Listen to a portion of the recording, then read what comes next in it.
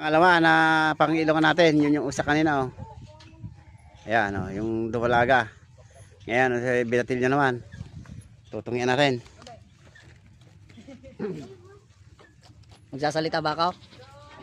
Ayan po, si Kagwapo. Ayan, ayun, kagaling, kabilis. Astig na astig oh. Uy, kung nahugot pa. Hugot. Pag masyadong taahan.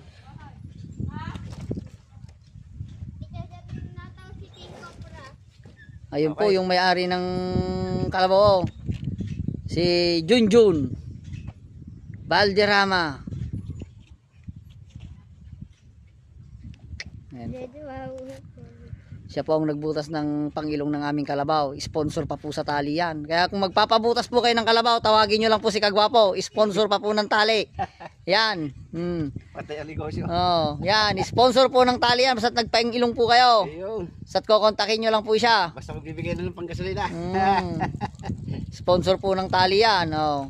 Libre pa po ng tali. Ay, purga. Ay, purga pala. Kaya lang yung pamurga natin nasira yung malaki. Dito mo tayo sa tipid-tipid. Dalag, papunod ka lang dalag. Ibaba mo konti. Op. Yan po ang susunod po naming pupurgahin yan para tumaba daw po yung bata na yun. Oh. Pupurgahin po namin. Saka yun, yung may-ari, pupurgahin din daw po ni Kagwapo.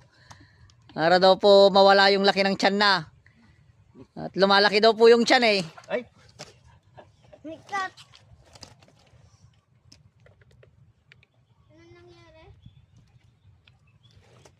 Sarap. So, ba itong kalabaw nyo? Ewan ko na lang. Check pa, vitamins. Yan po. Oh, walang ganito sa Pilipinas. Ako lang may ganito. May takip. From kanto, from saan ba galing to? Binalonan Pangasinan. Sa Saudi to galing eh. Oh, di ba pwede Kagwapo ito naman na isunod mo oh?